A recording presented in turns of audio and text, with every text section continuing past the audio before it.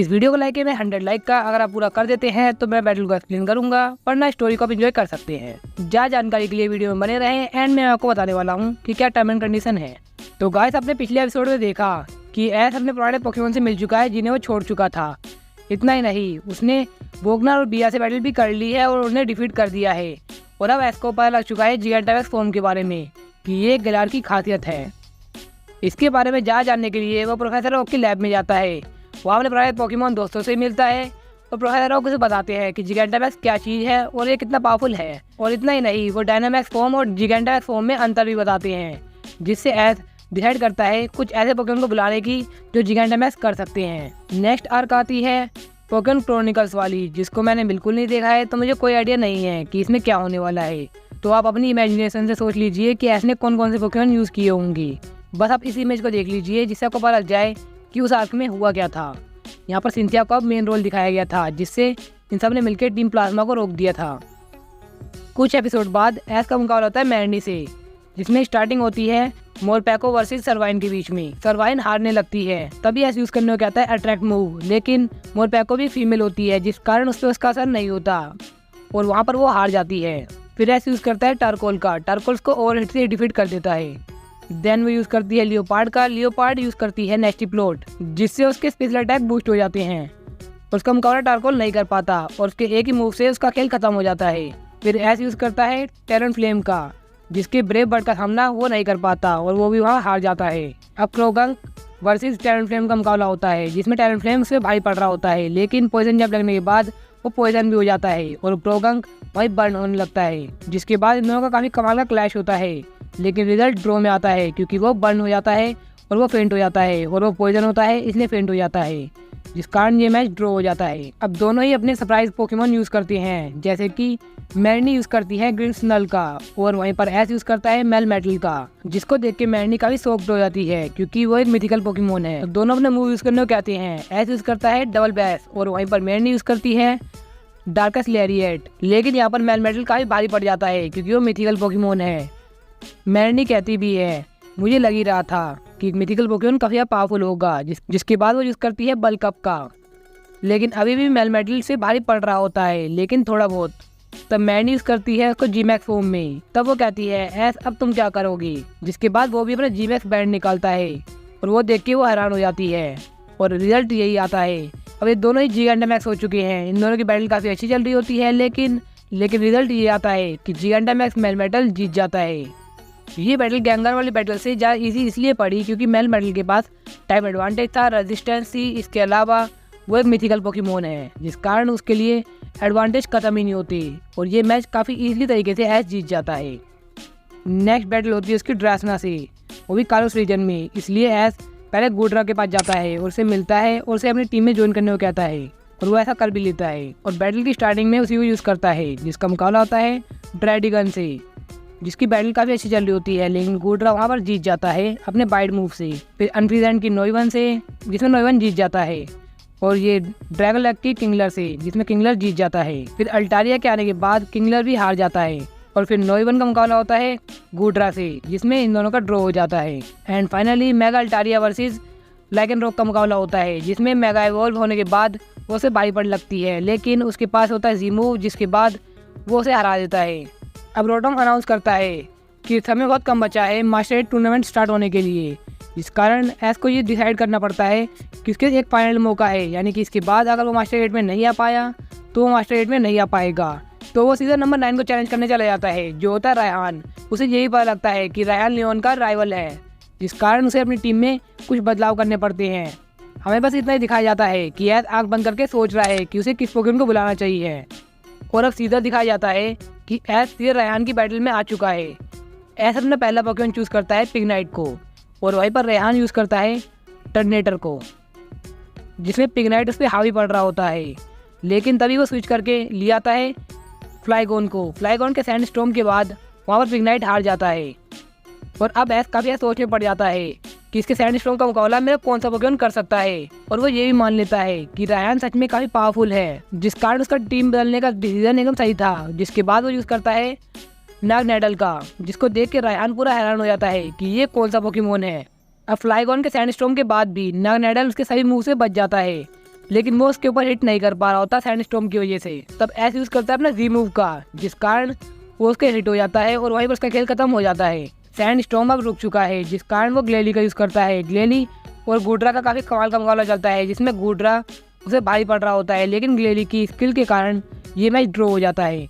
अब ड्रेलोडॉन काफी अच्छी बैटल कर रहा होता है नागनाइडल से, लेकिन उसको स्पीड की कोई लेना देना नहीं है क्योंकि वो काफी डिफेंसिव पोकेमोन है।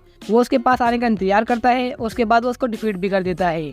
अब ऐसा सोचता है कि मैं कोई पोकेमोन नहीं बचा है, अब मुझे पिकाचू का यूज करना ही होगा।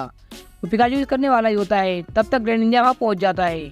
तब हमें दिखाया जाता है फ्लैशबैक में, जब उसने आँख बंद करी थी तब वो ओरा महसूस कर रहा था ग्रेनिंजा का और उसे कॉन्टैक्ट करने की कोशिश कर रहा था, जिस कारण उसे काफ़ी टाइम लग जाएगा कारोस रीजन से यहाँ आने में, लेकिन वो इस टाइम तक पहुँच जाता है। तब रायहान बोलता है, एस क्या तुम इसे जानते हो? तब वो बोलता है, हाँ ये है मेरा लास्ट पोकेमोन। तब रेफरी उसे अलाउ करता है, जिसके बाद इन दोनों की काफ़ी कमाल की बैटल चल रही होती है। नागनाइडल से बैटल करने के बाद वो काफ़ी वीक हो चुका था, जिस कारण उसकी एचपी काफ़ी कम बची थी और ग्रेनिंजा के इतने बड़े बड़े मूव मारने की वजह से वो उसका मुकाबला नहीं कर पा रहा होता। लेकिन वो बोलता है कि तुम्हें पता है ना कि स्पीड मेरे आगे कुछ भी नहीं है, मेरे पोकेमोन की खासियत ही यही है कि वो अटैक खाने के बाद ही मारता है। जिसके बाद एस बोलता है, ग्रेनिंजा की भी खासियत ये नहीं है कि वो फास्ट है, उसकी खासियत है कि वो काफ़ी अच्छे से माहौल को समझ लेता है। तब वो रॉक क्लाइंब के ऊपर क्लाइंब करने लग जाता है और छत की रूफ से बाउंस होके अपना एयर स्लैश मारता है, जो उसको काफ़ी ज़्यादा डैमेज देता है। तब रायहान उसे जिगैंटामैक्स कर लेता है, जिसे देख के एस हैरान हो जाता है कि उसको बिल्कुल उम्मीद नहीं थी कि वो उसको जिगैंटामैक्स करने वाला है। उसे लगा कि ये मेगा एवोल्यूशन या रीमूव का यूज़ करेगा। तब जैसे तैसे करके ग्रेनिंजा एक मूव को डॉज कर जाता है, लेकिन उसका सेकंड मूव जो जिगैंटामैक्स स्टील बीम से बना है वो उसको लग जाता है। अब एस बॉन्डिंग स्टार्ट दोबारा करता है। इसका मतलब ये है कि हमें एस ग्रेनिंजा एक्शन में देखने को मिलेगा, जिसके बाद का जायंट वाटर शूरिकेन बहुत ही बड़ा होता है, इतना बड़ा जितना कि हेलान की बैटल में भी नहीं था। जिसके बाद डुरेलाडोन हार जाता है और ये चीज़ लियोन ऊपर से देख रहा होता है, क्योंकि लियोन यहाँ ये देखने आया था कि रेहान मास्टर हेड में कैसे आता है, किस अपोनेंट को हराता है, लेकिन एस के एचएम के होते हुए वो ऐसा नहीं कर पाया और यही चीज़ लियोन को एस की ओर आकर्षित करती है।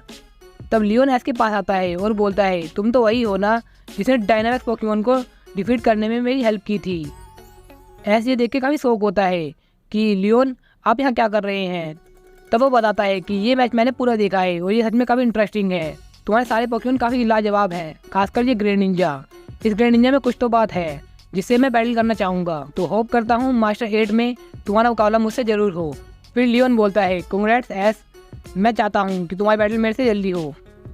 फिर रेहान भी बोलता है, हाँ सच में एस, मैं भी चाहता हूँ कि तुम्हारी बैटल लियोन से एक बार हो। वैसे मैं तुम्हें बता दूँ कि लियोन सच में बहुत ज़्यादा पावरफुल है और उसे अंडर एस्टिमेट बिल्कुल मत करना। मेरी एडवाइस तो यही रहेगी कि तुम बहुत ज़्यादा प्रैक्टिस करना, क्योंकि अब से तुम्हारे अपोनेंट सिर्फ चैंपियन होने वाले हैं। क्योंकि मैंने ऐसा सुना है कई रीजन के चैंपियन भी वर्ल्ड कोऑर्डिनेशन सीरीज में पार्टिसिपेट करने वाले थे, तो मुझे लगता है कि तुम्हारा सामना बहुत जल्द उनसे भी होने वाला है। तो मैं यही रिकमेंड करूंगा कि तुम्हें बहुत ज़्यादा प्रैक्टिस की जरूरत अभी भी है। तो नेक्स्ट डे एस देखता है ओक की लैब में और पोल आया हुआ है। तब प्रोफेसर ओक बताते हैं कि पोल यहाँ पर इसलिए आया है कि वो तुम्हारे पोकेमोन को अच्छे से ट्रेन कर सके। एस समझ नहीं पा रहा कि पोल यहाँ पर क्यों आया है। पोल एक्सप्लेन करता है कि मैं यहाँ पर आता रहता हूँ पोकेमोन का नेचर जानने के लिए, क्योंकि मेरा ड्रीम है अब जिम लीडर बनने का, क्योंकि जिम लीडर को ज़्यादा से ज़्यादा नॉलेज होती है हर पोकेमोन के नेचर की। इसलिए मैं ब्रोक की रिस्पेक्ट भी करता था और मुझे एक पश्चाताप भी है कि मैं मेलिन को कितना बुरा भला कहा था, क्योंकि वो एक वीक ट्रेनर थी, लेकिन उसके पोकेमोन तब भी उसकी रिस्पेक्ट करते थे, लेकिन मैं नहीं करता था। तब से मैं प्रोफेसर ओक की लैब में आता हूँ, पोकेमोन के नेचर को समझता हूँ, और जब से मुझे पता लगा है कि तुम मास्टर 8 की टूर्नामेंट में आ चुके हो, तब से मैंने डिसाइड कर लिया है मैं अपनी नॉलेज को तुम्हारे साथ शेयर करूंगा, जिस तरह तुमने मेरे साथ की थी। जिसके बाद मुझे यकीन है कि तुम्हें इसका फ़ायदा ज़रूर मिलेगा, लेकिन उससे पहले तुम्हें मेरे साथ बैटल करनी होगी। जिसके बाद इनकी बैटल चलती है। बैटल में ये काफ़ी कुछ नया सीखते हैं, जिसको मैं आगे एक्सप्लेन करूँगा कि इन्होंने क्या क्या सीखा। अब नेक्स्ट डे से पोल और एस मिलके अपने पोकेमोन को ट्रेन करते हैं और उनके बारे में ज़्यादा से ज़्यादा जानने की कोशिश करते हैं कि उन्हें क्या क्या उनकी वीकनेस क्या है, उनकी स्ट्रेंथ क्या है, जिसका यूज़ कर सकता है वो बैटल में। इसके बाद वो इवॉल्व भी हो जाते हैं 2 दिन में सभी के सभी पोकेमोन। तब एस बोलता है, थैंक यू पोल, तुमने मेरे पोकेमोन की हेल्प की उनकी स्ट्रेंथ और वीकनेस को समझने में। अब एस जा रहा है वर्ल्ड कोऑर्डिनेशन सीरीज की ओपन सेरेमनी में। वहाँ से मिलता है वोलेस, जिसको देख के वो उसे इग्नोर मार के चले जाता है, लेकिन वोलेस उसे बताता है कि मैं होइन रीजन का चैंपियन रह चुका हूँ।